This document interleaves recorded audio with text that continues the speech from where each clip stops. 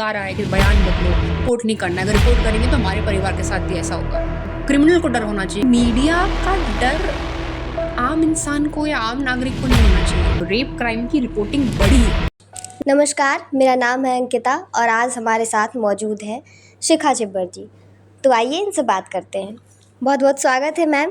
Thank you. Good afternoon. मेरा सबसे पहला सवाल है कि जैसे लॉ में आप बहुत ज़्यादा एक्सपीरियंस्ड हो, इतने लंबे समय से काम कर रहे हो, तो मीडिया के स्टूडेंट्स के लिए किस तरह ये ज़रूरी हो जाता है लॉ को जानना, समझना, और आप क्या सजेशन देना चाहोगे हमें?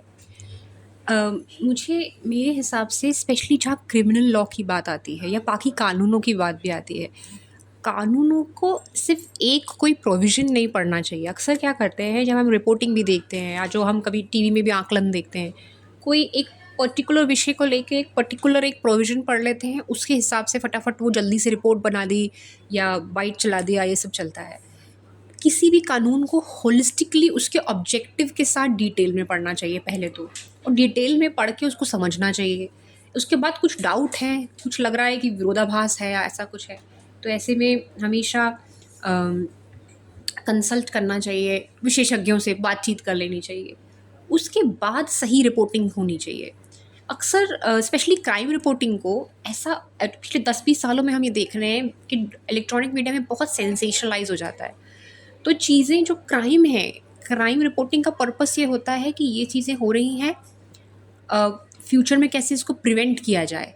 बट उसके वो प्रिवेंशन का एस्पेक्ट छोड़ के उससे हो ये जाता है, प्रिवेंशन हो जाती है वो विक्टिम और बाकी आम सिटीजन के प्रति, कि अगर ये क्राइम हो रहा है रात के 10 बजे के बाद सारी लड़कियां जब जा रही हैं तो रेप हो रहा है, तो और सारी लड़कियां 10 बजे के बाद घर रहेंगी, तो इसका उल्टा असर पड़ रहा है कि दहशत जो क्रिमिनल को होनी चाहिए, विकृत प्रवृत्ति के लोगों को होनी चाहिए, विक्टिम लोग या जो आम जन है वही दहशत में आ जाता है।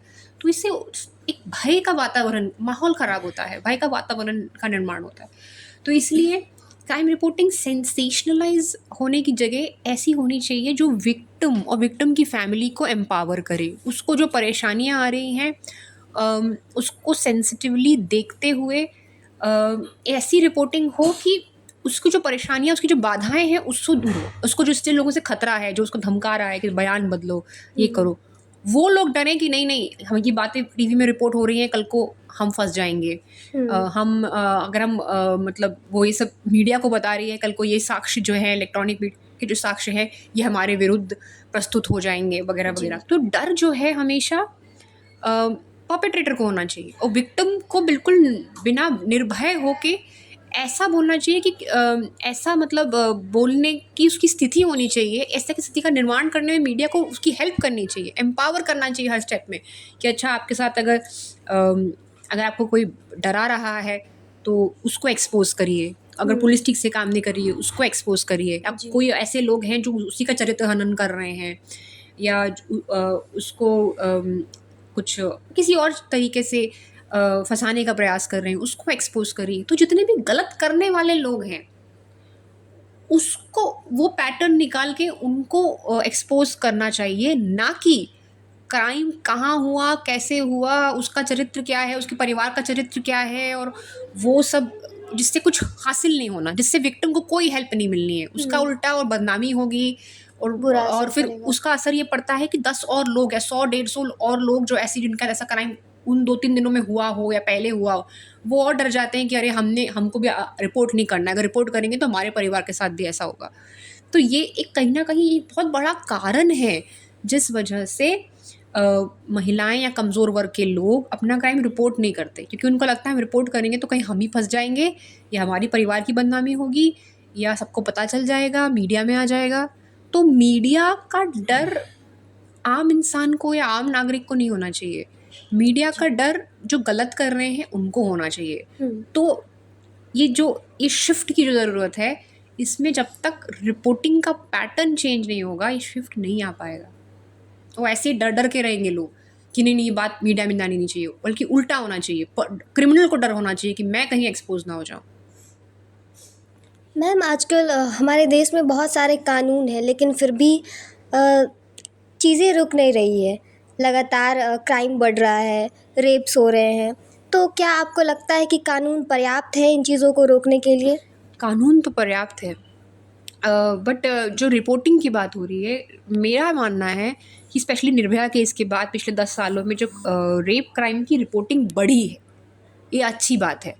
तो जी। क्राइम पहले भी उतने ही होते थे या उतने ही होते होंगे, अभी भी उतने ही होते हैं, लेकिन रिपोर्टिंग बढ़ना एक अच्छी बात होती है कि मतलब पहले जो क्राइम हो रहे थे महिलाएं किसी को बताती नहीं थी, उनको डर लगता था, लेकिन अब उनमें वो क्षमता आई है जागरूकता के कारण और उनके खुद के एम्पावरमेंट के कारण कि कुछ गलत होता है तो उनको लगता है कि हम थाने में जाके रिपोर्ट कर सकते हैं, हमारी कार्रवाई होगी, जुडिशरी हमें न्याय देगी। तो जो इस तरह के जो सेंसिटिव क्राइम्स होते हैं, चाहे पॉक्सो के हों या क्राइम अगेंस्ट वुमन हो या कोई और टाइप के भी हों, डोमेस्टिक वायलेंस के जो क्राइम्स हैं, उसमें भी जब रिपोर्टिंग बढ़ती है तो एक अच्छा संकेत होता है कि महिलाएं अब थाने जाके रिपोर्ट करने में या कमज़ोर वर्ग के लोग रिपोर्ट करने में डर नहीं रहे हैं, जो पहले शायद डरते होंगे इसलिए करते नहीं होंगे। तो ऐसा मानना कि पहले ये क्राइम नहीं हो रहे थे, पहले रेप नहीं था, पहले डोमेस्टिक वायलेंस नहीं था, पहले कमज़ोर वर्ग के लोगों को हैरेस नहीं किया जाता, मारा नहीं जाता, ऐसा कुछ भी नहीं है। पहले भी सब था। पहले शायद पुलिस से लोग इतना डरते थे या सिस्टम में उनको बिल्कुल भरोसा नहीं था कि वो रिपोर्ट नहीं करते थे। तो it's a good improved crime reporting, it's a sign of healthy criminal justice system कि लोग डर नहीं रहे हैं। मैम, मैरिटल रेप पर आपके क्या विचार हैं? मैरिटल रेप ऑलरेडी जो डोमेस्टिक वायलेंस एक्ट 2005 है उसमें वो एक ग्राउंड है डोमेस्टिक वायलेंस का। किसी महिला का ऐसा होता है तो वो रिपोर्ट कर सकती है, डोमेस्टिक वायलेंस एक्ट में उसको प्रोटेक्शन मिलती है उसका।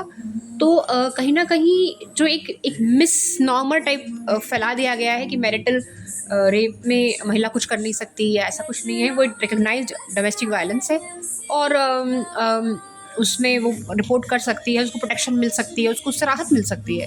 बट हमें करना ये चाहिए कि हमें जागरूकता फैलानी चाहिए कि मैरिटल रेप जो है इसमें ऐसा नहीं कि महिला कुछ कर नहीं सकती, वो डोमेस्टिक वायलेंस एक्ट में वो जाके DIR लिखवा सकती है, डोमेस्टिक इंसिडेंट रिपोर्ट लिखवा सकती है, उसको प्रोटेक्शन मिल सकती है, उसे काउंसलिंग मिल सकती है।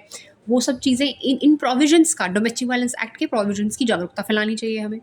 अगर जागरूकता रहेगी ही नहीं तो महिलाओं को समाज में जो एक मिस इन्फॉर्मेशन फैली हुई है कि मैरिटल रेप का होता रहता है, कुछ होता नहीं है, ये मिस इन्फॉर्मेशन चलती रहेगी। महिलाओं को भी ये लगता रहेगा, जो लोग कानून की जानकारी नहीं है उनको लगता रहेगा अरे कुछ कर ही नहीं सकते, सोसाइटी तो ऐसी ही, समाज तो ऐसे ही है।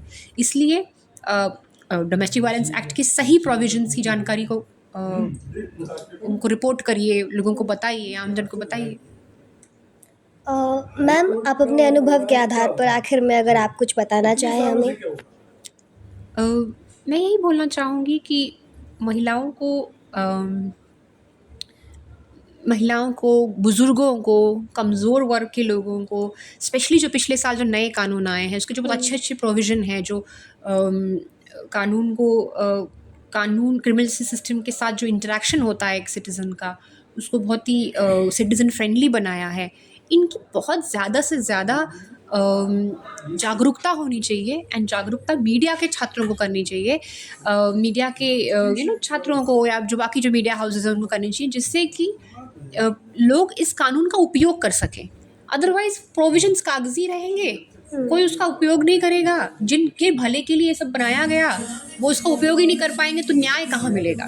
तो न्याय का मतलब यही होता है, न्याय का मतलब ये नहीं होता कि पीस है, सब शांति है, सब बढ़िया चल रहा है। न्याय का मतलब ये होता है कि जिनके साथ गलत हो रहा है उनको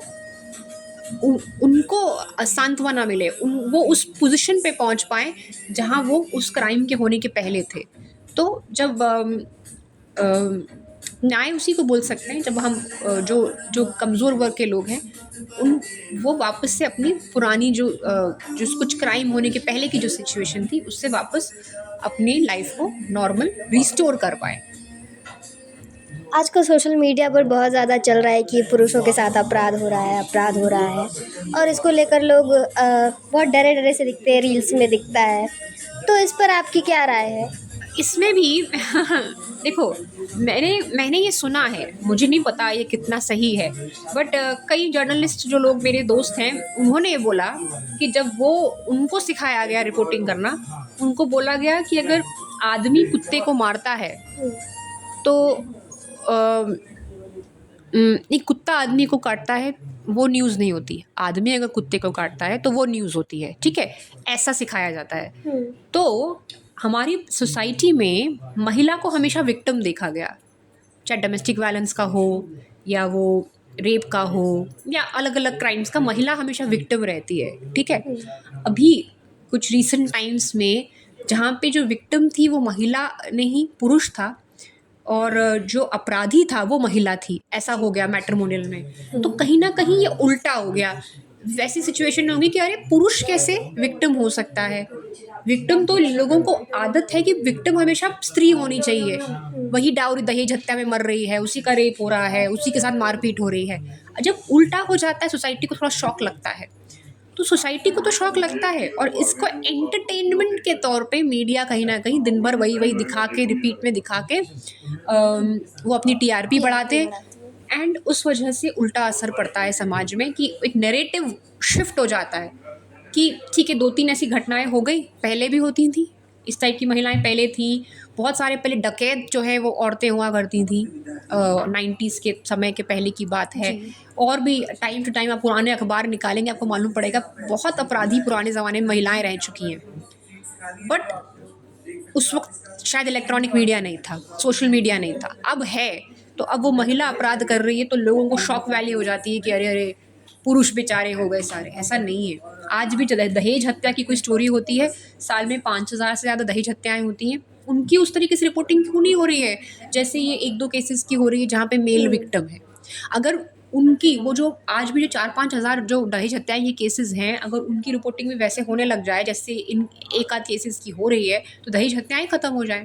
आज दहेज जैसी चीज़ खुलेआम चल रही है, इन चीज़ों को कॉमन बना दिया गया क्योंकि है। मुझे, हाँ, महिलाएं तो विक्टिम हैं, मरती रहती हैं, कोई बात नहीं, लेकिन पुरुष मर गया तो उसको बचाना चाहिए। ये सेंटिमेंट है, एंड इस सेंटिमेंट को बढ़ावा दे रही है मीडिया।